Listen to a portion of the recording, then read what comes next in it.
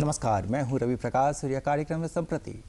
जब भी बच्चे पढ़ाई करते हैं तो एक बड़ी समस्या उनके पास तब होती है जब ऐसा लगता है कि किसी पेपर में ईयर बैक लग गया है या किसी वजह से पढ़ाई छूट गई हमारी। तो लगता है कि भाई आगे की पढ़ाई हो भी पाएगी कि नहीं हो पाएगी।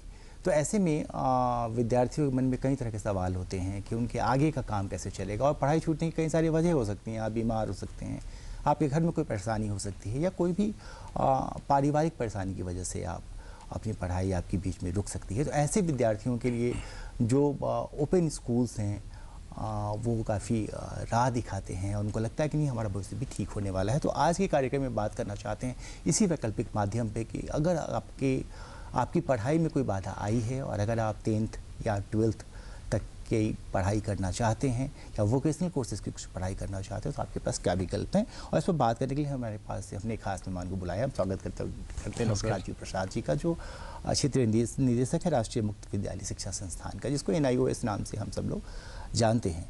सर, हमारे कार्यक्रम में आपका स्वागत है। आप पहले भी आ चुके कई बार, तो जो दर्शक लगातार DD झारखंड देखते हैं वो आपको पहचानते ही हैं। सबसे पहले तो हम ये जानना चाहेंगे कि जो मैं इंट्रो में कह रहा था कि आखिर कैसे, अगर कोई बच्चा जिसकी पढ़ाई रुक गई है तो आपके एडमिशन कैसे लेगा। हाँ, सबसे पहले हमारे जितने दर्शकगण हैं सभी को नमस्कार, जोहार।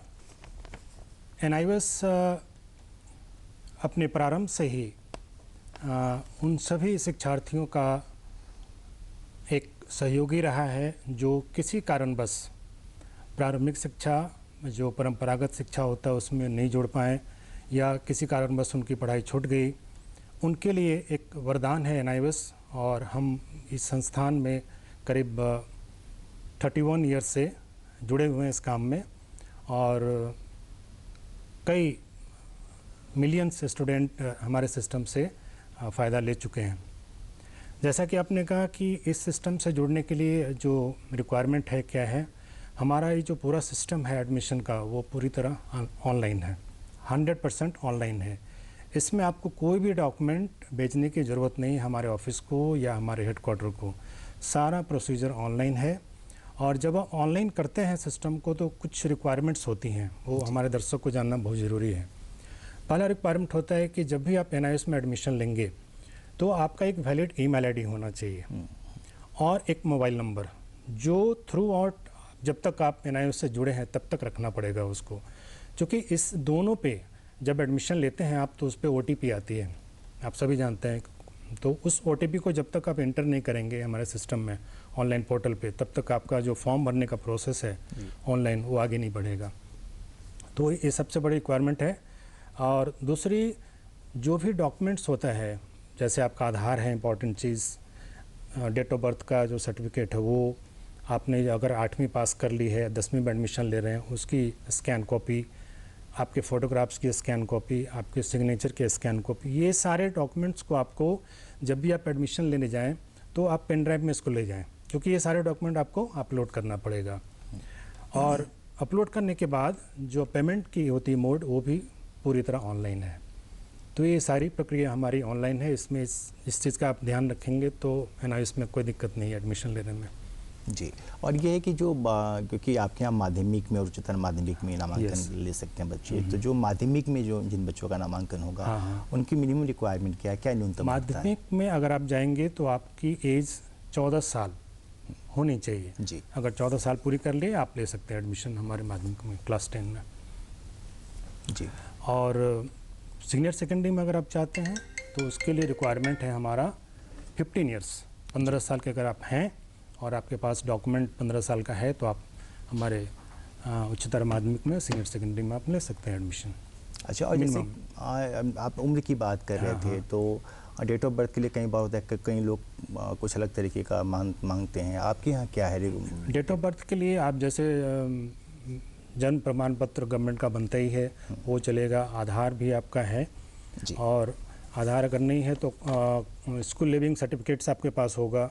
कोई भी वैलिड डॉक्यूमेंट, जैसे ही आप ऑनलाइन पोर्टल पे जाएंगे तो जितने भी रिक्वायरमेंट है आपको शो करेगा, आप कौन सा अपलोड करना चाह रहे हैं, तो वो सारी लिस्ट हमारे वेबसाइट पे अवेलेबल है, उनको आप देख सकते हैं। बिल्कुल। अच्छा, और एक बार किसी बच्चे ने अगर एडमिशन ले लिया आपके यहाँ तो फिर कितने वक्त तक वो हमारे सिस्टम में कोई भी बच्चा अगर NIOS में एडमिशन लेता है तो उसकी जो अवधि होती है 5 साल की होती है। 5 साल तक आपका एडमिशन पूरा वैलिड है।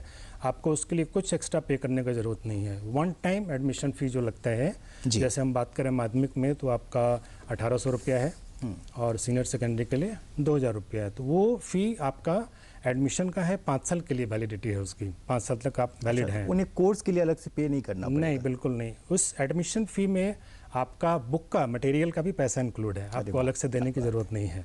अच्छा, और ये क्या इसमें कोई छूट भी देते हैं खास कैटेगरी के यस लोगों यस, को? जो हमारे अंडर प्रिविलेज ग्रुप हैं, जैसे आपने बताया हमारे सैनिक, भूतपूर्व सैनिक हैं, SC/ST हमारे ग्रुप जो हैं, इन सभी के लिए छूट है as per norms, government of India के नॉर्म्स के हिसाब से हमारे सिस्टम में भी उनको अच्छी तरह छूट है।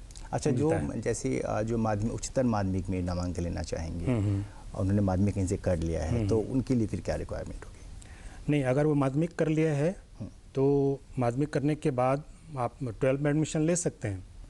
लेकिन सपोज मैंने आज 10वीं किया जी, और मुझे 12वीं में एडमिशन लेना है, तो आपकी जो एग्जामिनेशन होगी फाइनल 12वीं उच्चतर माध्यमिक की, वो 1 साल के गैप के बाद होगी। ऐसा नहीं कि आपने आज 10 पास किया, नेक्स्ट ईयर आपका 12 हो जाएगा, आपको 2 साल का गैप देना पड़ेगा। तो वो 2 साल उनको पूरा करना पड़ेगा। बिल्कुल बिल्कुल, तभी हमारा वैलिडिटी होगा। अदरवाइज 10 के बाद डायरेक्ट हम 1 साल में 12 कोई नहीं कर सकता है, हमारे बोर्ड में सिस्टम। और जिन्होंने आपके यहाँ से 10th किया है उनके वो भी यही प्रक्रिया? हाँ, वही प्रक्रिया, उनको 1 साल का गैप दिखा के नेक्स्ट ईयर। अगर एज क्या होती है अगर मान लीजिए कोई 12th में सीधे एडमिशन लेना चाहता है तो? सीधे 12 का प्रक्रिया नहीं है, आपको 10 का सर्टिफिकेट दिखाना ही पड़ेगा। अगर 10 का आप सर्टिफिकेट दिखाएगा, 11th में एडमिशन लेगा, तो उसकी न्यूनतम उम्र क्या होगी? 14 प्लस अगर है वो 15 प्लस अगर है तो 12 में एडमिशन ले सकता है। हमारे यहाँ 9th नहीं होता है, 11 नहीं होता है, हमारे यहाँ या तो 10वीं होगा या फिर 12वीं होगा। तो मतलब 10वीं के बाद जो बच्चे एडमिशन लेंगे वो 12वीं के लिए एडमिशन लेंगे, 2 साल पढ़ाई करेंगे। बोल रहे हैं 1 साल गैप, तो 1 साल हमने गैप क्या दिया है, आप जो हमारा 12वीं का जो स्टडी मटेरियल है उसमें 11 और 12 दोनों का सिलेबस इंक्लूड है। इसलिए मैं बोल रहा हूँ क्या कि आप 1 साल 11वीं पढ़ेंगे, फिर नेक्स्ट दूसरे साल आप 12वीं का एग्जाम देंगे। अच्छा, और किन विषयों की पढ़ाई आप कराते हैं अपने यहाँ? हमारे यहाँ जो भी CBSE में जितने भी सब्जेक्ट्स हैं आपके, जो फॉर्मल स्कूल में जितने सब्जेक्ट, वो सारे हैं, इसमें कोई डिफरेंसेस नहीं है। वो सारे सब्जेक्ट्स आपको जो CBSE में अवेलेबल हैं वो इधर भी अवेलेबल हैं। अच्छा, एक चीज़ और मन में सवाल आता है लोगों के, ठीक है हमने NIO से कर लिया, तो क्या मेरा एडमिशन दूसरी जो यूनिवर्सिटीज़ हैं जिसमें लोग सामान्य क्लासेस करके जाते हैं, क्या उनमें होगा कि नहीं होगा? बिल्कुल बिल्कुल, ये जिस तरह ये हमारा NIO से भी क्या है ना, ये नेशनल बोर्ड है। जैसे आप CBSE है, ICSE बोर्ड है, हमारा NIO इज आल्सो ये नेशनल बोर्ड। इसलिए इसकी जो सर्टिफिकेट की मान्यता है वो पूरे इंडिया, इवन फॉरेन कंट्रीज़ में भी है। इसलिए आप ऐसा बिल्कुल ना सोचें कि अब हमने NIO से 10-12 किया तो हमें कहीं दिक्कत होगा। दिक्कत कहाँ आती है, जनरली उस इंस्टीट्यूशन को NIO के बारे में आइडिया होता ही नहीं है, तो देखते हैं कि नहीं NIO क्या है, तब वो क्यूरीज आती है। ऐसा जब भी होता है तो हम जितने भी दर्शक हैं, हमारे लर्नर्स वो भी देख रहे हैं, हमारे शिक्षार्थी, आप सीधा रीजनल सेंटर से कांटेक्ट कीजिए, हम उस इंस्टीट्यूशन से बात करेंगे और उनको बताएंगे। और ऐसा बहुत बार हुआ है कि वो बताने के बाद वो एडमिशन ले लेते हैं। तो जानकारी के अभाव में ये दिक्कतें आती है। अदरवाइज़ इस सर्टिफिकेट की पूरी वैलिडिटी है पूरे भारतवर्ष में। आप इंजीनियरिंग करें, मेडिकल करें, आप जिस कोर्स में जा सकते हैं, कोई दिक्कत नहीं है।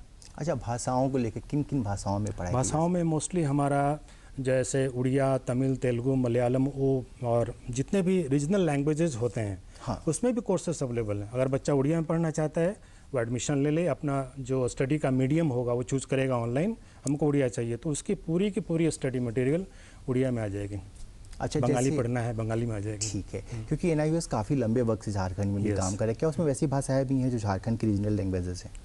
नहीं, अभी तक नहीं है, लेकिन हम चाहते हैं कि इसमें एक संथाली भाषा जुड़े जी, और उस भाषा में लोगों को पढ़ने के लिए हमारा NIO का स्टडी मटेरियल मिले उनको।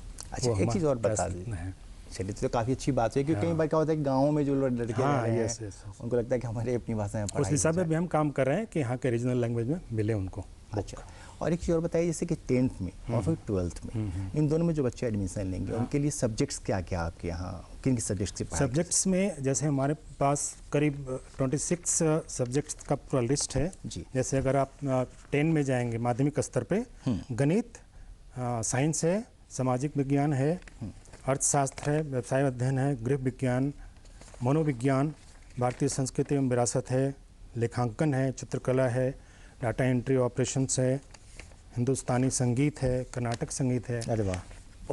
पूरी लिस्ट है जिसमें 17 सब्जेक्ट्स हैं हमारे सेकेंडरी में, और सीनियर सेकेंडरी में जाएंगे तो हमारे पास टोटल 28 सब्जेक्ट्स हैं। तो ये जब आपकी वेबसाइट को लॉगिन करेंगे उनको सारी चीज़ें सारा पता चल लिस्ट जाएंगी उनके सामने वेबसाइट पे। होगा, वो देख के अपने मतलब रुचि के अनुसार। और जो सबसे ज़्यादा खासियत है ना उसको कि इसमें आपको सब्जेक्ट कम्बिनेशन की बाउंड्रीज नहीं है। अच्छा, आप बदल सकते हैं विषय अपना। अपने चॉइस से अगर आपको 10 करना है, कोई बच्चा मैथ में कंफर्टेबल नहीं है, साइंस में कंफर्टेबल नहीं है, डोंट टेक, आप मत लीजिए उसको। बाकी जो सब्जेक्ट्स है उसमें आप 5 ले लीजिए। ये तो सुविधा है हमारे। क्या वो मिक्स भी कर सकता है साइंस और आर्ट्स का सब? बिल्कुल कर सकता है, उसके इंटरेस्ट के अनुसार। एनआईएस का सबसे बड़ा ये सुविधा है बच्चों के लिए कि आप अपने रुचि के अनुसार सब्जेक्ट चूज कर सकते हैं। वाह। तो अगर आपके मन में दुविधा है कि भाई हम क्या पता इस विषय को आगे पढ़ पाएंगे कि नहीं पढ़ पाएंगे, तो आप बीच में भी, कोर्स के बीच में बदल सकते हैं जैसा आप बता रहे हैं। हाँ, स्टार्टिंग में भी बदल सकते हैं, एक्चुअली एग्जाम होने के पहले। एग्जाम होने के पहले हाँ, उनको बदलना बिल्कुल। पड़ेगा, ये तय कर क्योंकि लेना जब आप पड़ेगा। एडमिशन लेते हैं, और एक चीज़ मैं आपके माध्यम से बता दूं हमारे दर्शक को, बहुत बार क्या होता है कि हमारे जो शिक्षार्थी हैं उन्होंने एडमिशन ले लिया है ना उसमें, लेकिन उन्होंने एग्ज़ाम फी भरा ही नहीं, एग्ज़ाम हो भी गई, फिर वो हमारे पास आते हैं कि मेरा तो एडमिट कार्ड ही इशू नहीं हुआ। तो आप जब भी एनआईएस में एडमिशन लेते हैं, पहला फेज होता है एडमिशन का फ़ी, और दूसरा फेज होता है आपका एग्जामिनेशन का फी। वो जब तक नहीं देंगे आपका जो पूरा साइकिल है सर्टिफिकेशन का वो पूरा नहीं हो पाएगा। तो इसके लिए इसलिए हमने शुरू में क्या कहा कि आपके पास एक वैलिड ईमेल आईडी होना चाहिए और एक मोबाइल नंबर, जिस पे लगातार, जैसे आपका एग्ज़ाम आने वाला है तो उससे मैसेज आएगा आपका एग्ज़ाम पोर्टल चालू है, एग्जामिनेशन फी भरिए। अच्छा, इसलिए और आता है। कितने विषयों में पास होना पड़ेगा? Minimum 5 subjects. और कितने विषय ले सकते हैं वो? आप मैक्सिमम ले सकते हैं 7 सब्जेक्ट ले सकते हैं आप। जैसे आपने 2 लैंग्वेजेस आप 2 हिंदी इंग्लिश ले लिया आपने, इसके अलावा 5 मैक्सिमम आप ले सकते हैं, मतलब टोटल 7 सब्जेक्ट आप चूज कर 7 सब्जेक्ट चुन लिया, अगर आप उसमें से किसी एक 5 में पास कर गए तो आपको उत्तीर्णता का प्रमाण पत्र मिल जाएगा। अच्छा, एक चीज़ और बताइए कि जैसे किसी ने पढ़ाई की है जो जनरल बोर्ड्स हैं, सीबीएसई या आईसीएसई या फिर जो अलग अलग राज्यों के बोर्ड है, झारखंड का अपना जैक है, तो क्या जिन लोगों ने दूसरे बोर्ड से पढ़ाई की है, जो दूसरी चलंत बोर्ड हैं, उनके बच्चे आपके यहाँ नामांकन ले सकते हैं? अगर ले सकते हैं तो उसकी क्या प्रक्रिया है? बिल्कुल ले सकते हैं, ये तो पूरा ओपन है सभी के लिए, और किसी बोर्ड से, कोई भी वैलिड बोर्ड होना चाहिए। इसमें सीबीएसई हो, स्टेट बोर्ड हो, और कोई भी बोर्ड है हमारा रिकॉग्नाइज बोर्ड जी, वो ले सकते हैं एडमिशन।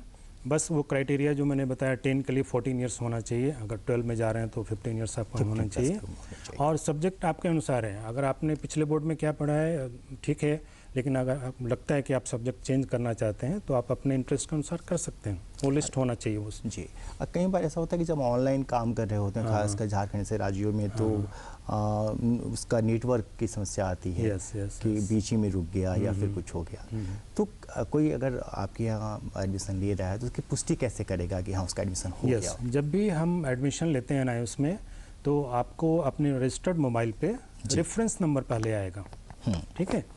रेफरेंस नंबर जनरेट होने का मतलब आपका पूरा एंट्री, आपका जो एप्लीकेशन वो एक्सेप्ट हो गया and reference number is generated. इसके बाद 15 से 20 दिन के अंदर हमारे रीजनल सेंटर पे वो सारे डॉक्यूमेंट्स जो आपने दिया है ऑनलाइन पे, उसको हम चेक करते हैं, इसको एडमिशन वेरिफिकेशन बोलते हैं।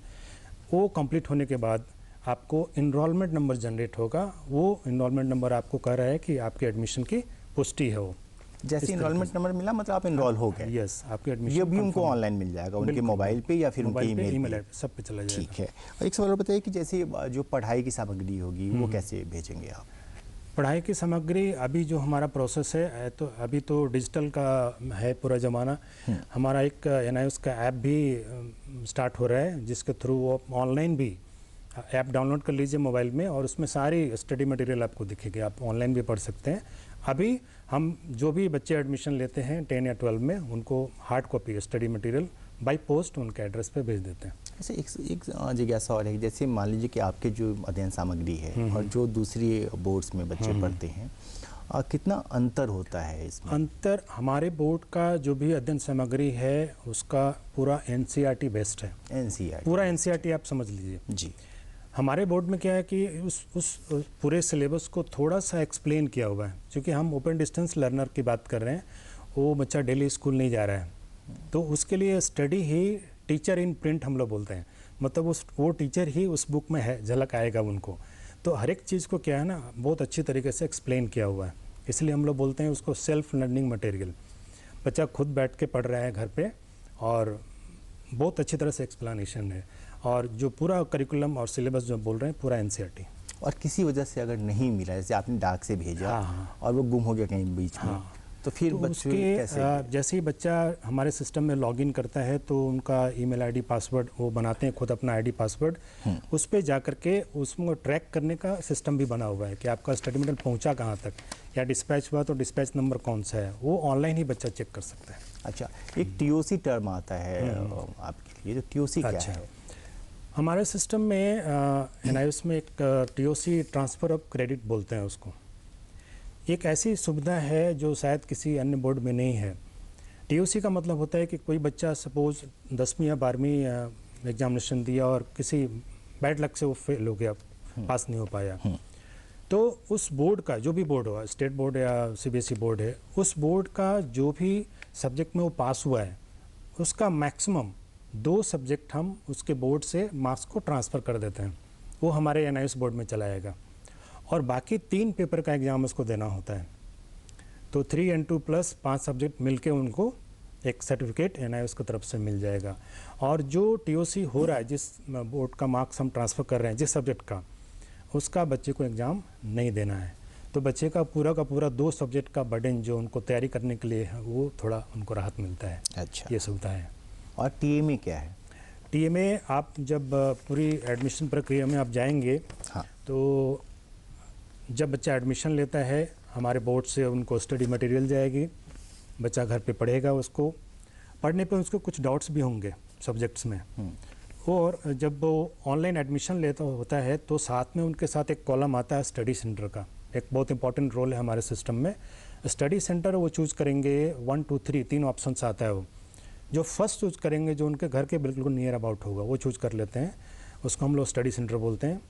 उस स्टडी सेंटर पे बच्चा जब पढ़ रहा होता है घर पे, तो जो डाउट्स होते हैं वो उस डाउट्स को क्लियर करने के लिए वो स्टडी सेंटर पे जाता है।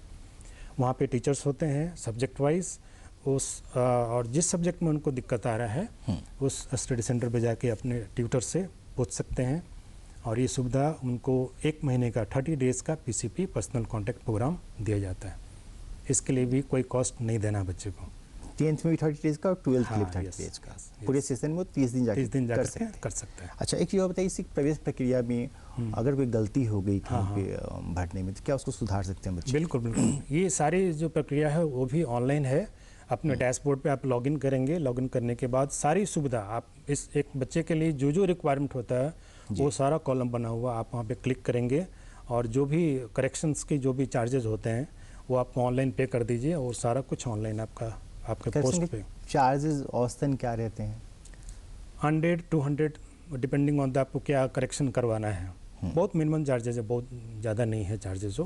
वो आपको ऑनलाइन सब दिख जाए कितने चार्जेस हैं उसके। अच्छा, और जो 2 से 300 रुपया हार्डली। 2 से 300 रुपये। जैसे फ़ी आपकी कम है तो वो चार्जेस भी काफ़ी कम है। हाँ, तो ये भी एक बड़ी राहत है जो लोग ओपन स्कूल में जाना चाहते हैं। एक और है कि जो आइडेंटिटी कार्ड है, क्या उसको दोबारा भी इश्यू करते हैं या उसकी कुछ उसमें दूसरी एक प्रति जारी होती है? लिमिट दिया हुआ है कि मैक्सिमम आप 3 टाइम्स उसको डाउनलोड कर सकते हैं, इसके बाद कुछ चार्जेस लगते हैं।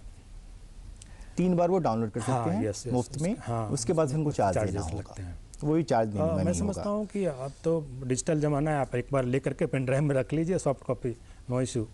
अच्छा, और जो माध्यमिक उच्चतर माध्यमिक के बच्चे हैं वो क्या कोई व्यावसायिक सब्जेक्ट्स ले सकते हैं अपने में? हाँ, हमारे सिस्टम में एक ये भी सुविधा है कि आप एकेडमिक सब्जेक्ट के साथ व्यावसायिक सब्जेक्ट भी ले सकते हैं कॉम्बिनेशन में, ये सुविधा भी हमारे पास है। और जब आप ऑनलाइन एडमिशन लेने जाएंगे तो वो लिस्ट भी शो करेगा आपको कि आप एकेडमिक सब्जेक्ट ले रहे हैं, साथ में वोकेशनल भी आपको शो करेगा, आपको जो लेना है आप ले सकते हैं, उसको ले सकते हैं। Yes. अच्छा, एक सवाल और है कि जो भारत सरकार के जनसेवा केंद्र हैं, हाँ। क्या वो एनआईओएस के केंद्र के तौर पे काम करते हैं? क्या वहाँ बिल्कुल सुविधाएं उनको मिलती मैंडेट, हैं? उनको अथॉरिटी दिया हुआ है जो ऑथराइज जो है ये ट्रेनिंग का जिसने आपने नाम बोला, वहाँ पे जाकर के बच्चा सपोज, चूँकि हर कोई डिजिटली उतना एक्सपर्ट नहीं है, अगर उनको दिक्कत हो रहा है ऑनलाइन एडमिशन लेने में तो वहाँ पे जा सकते हैं उस जगह पे, और आराम से वहाँ पे जो पूरी प्रक्रिया है आप उनको बताएं, वो आपको करवा देंगे। अच्छा, ऐसे रांची में आपका कार्यालय जिला स्कूल के हॉस्टल कैंपस में, जिला स्कूल का हॉस्टल कैंपस में हमारा ऑफिस है। तो हर राज्य में एक कार्यालय होगा? हाँ, यस। केंद्र उसके कई सारे होंगे अलग अलग जिले में। हाँ, जैसे नोएडा हमारा हेडक्वार्टर हो गया, मुख्यालय हमारा है, उसके अंदर पूरे इंडिया में 22 रीजनल सेंटर्स हैं। अच्छा, जिस तरह से हम लोग रीजन 22 बच्चों को कैटर करते हैं, जो भी उनको डिफ़िकल्टीज़ होती है वो हम लोग कैटर करते हैं रीजनल सेंटर के थ्रू। क्योंकि आपका लंबा वक्त इसमें गुजरा है, 30 साल कम नहीं होता है, किस तरह के बच्चे जनरली आते हैं आपके यहाँ जो नामांकन लेना चाहते हैं? यस, देखिए हमारा सिस्टम बहुत ही यूनिक कह लीजिए उसको, और उन बच्चों के लिए जो किसी वजह से मुख्य धारा से जुड़ नहीं पाए। अब इसमें 3-4 क्राइटेरिया आता है। जैसे कुछ बच्चे अभी, जैसे आप बात कर लीजिए रिमोट में, झारखंड में भी बहुत आप देखेंगे बहुत जंगली इलाका है, दूर दूर है, पलामू का एरिया देख लीजिए आप। हाँ। वहाँ बच्चे चाहकर भी नहीं पढ़ सकते हैं। तो जो एक ज्योग्राफिकल डिस्टेंस होता है, बैरियर है, उनको फॉर्मल स्कूल सिस्टम में नहीं जा पा रहे हैं। या कोई, मैंने बहुत बार देखा है कि किसी गांव में आप जाएंगे तो 10वीं है लेकिन 12वीं की स्कूल है ही नहीं, लेकिन बच्चा पढ़ना चाहता है वहाँ पे। तो वो एक क्राइटेरिया है कि अगर बच्चा ऐसा कोई है जो इंटरेस्टेड है पढ़ने में, अपनी जो अध्ययन की प्रक्रिया को कंटिन्यू रखना चाहता है, उनके लिए ये सिस्टम बहुत अच्छा। आप ऑनलाइन एडमिशन लेके पढ़ सकते हैं, स्टडी मटेरियल आपके घर पे चला जाएगा, आप पढ़िए और पीसीबी क्लासेस है वो कीजिए और एग्ज़ाम दीजिए आप। दूसरा आता है कि आपने पढ़ाई की और जो इन सर्विस वाले जो नेक्स्ट है क्राइटेरिया, बहुत सारे हमारे जैसे फौजी भाई हैं, वो दूर बॉर्डर पे काम कर रहे हैं, 10वीं हैं, अब उनको कहीं प्रमोशन लेना है तो 12वीं करना है, अब वो जॉब छोड़ के नहीं जा सकते हैं। तो जो कार्यरत हैं उनको अगर 10वीं के बाद 12वीं करनी है, या 8वीं में है उनको 10वीं करना है, उनके लिए ये सिस्टम हमारा वरदान है। और कोई चूँकि फॉर्मल सिस्टम में जॉब छोड़ के जा नहीं सकते हैं, उनके लिए बहुत अच्छा है। तीसरा हो गया कि जो हमारे दिव्यांग जन हैं, किसी वजह से वो मतलब कि फॉर्मल स्कूल में जाने लायक नहीं है, उनके लिए ये सिस्टम हमारा वरदान है। गांव देहात में दूर दराज में रहने वाली महिलाएं जो भी पढ़ना चाहती हैं, लेकिन अब जो कंस्ट्रेंट रहा हो, घर से निकल नहीं सकती हैं, जो भी पारिवारिक उनका संरचना है, उनके लिए आप NIS एक वरदान है। आप बिल्कुल इसमें एडमिशन लेके अपनी जो भी शैक्षणिक योग्यता वो बढ़ा सकते हैं। अच्छा, एक चीज़ और ऐसे कि न्यूनतम उम्र आप बता रहे थे कि 14 साल और 15 साल है 10th और 12th के लिए। तो अगर किसी ने बहुत पहले पढ़ाई छोड़ दी हो और अब उसकी उम्र 40 साल है या 50 साल है और वो चाहता है कि भाई हमने 8वीं तक तो पढ़ाई कर ली थी, अब 10th करना है, तो क्या ये भी बहुत अच्छी सुविधा है ना इसमें। ये है कि अपर एज लिमिट नहीं है हमारे यहाँ। अगर आप 70 प्लस हैं, 60 प्लस हैं, 10वीं करना है, 12वीं करना है, कोई इशू नहीं है। मेरा मिनिमम है 14, लेकिन मैक्सिमम लिमिट नहीं है हमारा। अच्छा, ये और होता है गाँव में खासकर कि कई बार 8वीं का भी सर्टिफिकेट नहीं होता है लोगों के पास कि हमने 8वीं तक पढ़ाई की है और हम प्रमाणित करने की स्थिति में नहीं है और मेरी उम्र है जो अर्हता की है, तो वैसे लोग क्या करेंगे? उसमें एक तरीका है, अगर 8वीं आपने पास कर लिया हो तो कोई भी प्रूफ आपका, सपोज आपको नहीं मिल रहा है और आपकी अगर एज 14 है, 14 प्लस है आप, तो एक तरीका होता है हमारे यहाँ सेल्फ सर्टिफिकेशन। आप लिख के देंगे कि मैं 8वीं तक या पूरी पढ़ाई कर ली है और मैं 10वीं करने या 12वीं करने के लिए सक्षम हूँ, मैं पढ़ाई करके इसको पूरा कर लूँगा। इसको हम लोग सेल्फ सर्टिफिकेशन बोलते हैं। अगर वो लिख के भी देता है तभी हम कंसिडर करते हैं उनको। अच्छा, एक सवाल और इससे जुड़ा हुआ कि अगर मान लीजिए कोई 15 साल से ज़्यादा उम्र का है, 15 या 15 से ज़्यादा उम्र का है, उसके पास 10वीं का सर्टिफिकेट भी नहीं है, तो क्या वो 12th में डायरेक्ट एडमिशन ले सकता है? नहीं, इसके लिए तो 10वीं का क्राइटेरिया है, चाहिए आपको दिखाना पड़ेगा कि वह पास क्लास 10, मतलब दिखाना पड़ेगा कि पढ़ाई करनी पड़ेगी, करनी पड़ेगी। और अगर आपके पास 10वीं का सर्टिफिकेट नहीं है तो आप 10वीं में एडमिशन ले सकते हैं, जो बातें हम लोगों ने कार्यक्रम में पहले की हैं। झारखंड में क्या असर है इसका? झारखंड में अभी हमारे यहाँ करीब 120 स्टडी सेंटर हैं पूरे झारखंड में, और उन सभी स्टडी सेंटर पे एडमिशन्स अच्छा है हमारा। और झारखंड में हमारा जो एडमिशन का प्रक्रिया है वो साल में 2 बार होता है, एग्जामिनेशन भी साल में 2 बार है, वो किसी बोर्ड में नहीं होता है। ये चीज़ मैं अपने दर्शकों को बताना चाहता हूँ। खासकर ये जो NIS की सुविधा है, अगर आपने अप्रैल में एडमिशन लिया और किसी कारण से सक्सेसफुल नहीं हुए तो आप उसी साल अक्टूबर में फिर आपका एग्ज़ाम होगा, आप बैठ के आप क्लियर कर सकते हैं। इसके अलावा एक और हमारी जो बहुत यूनिक सिस्टम है उसको हम लोग ऑन डिमांड एग्जामिनेशन बोलते हैं, जब चाहो तब परीक्षा। इसमें क्या है कि अगर आपने अप्रैल में एग्जामिनेशन दिया, जो हमारा एनुअल पब्लिक एग्जामिनेशन होता है, और किसी कारणवश आप सक्सेसफुल नहीं हुए 5 सब्जेक्ट में, तो हमारा ऑन डिमांड एग्जामिनेशन जून से स्टार्ट हो जाता है।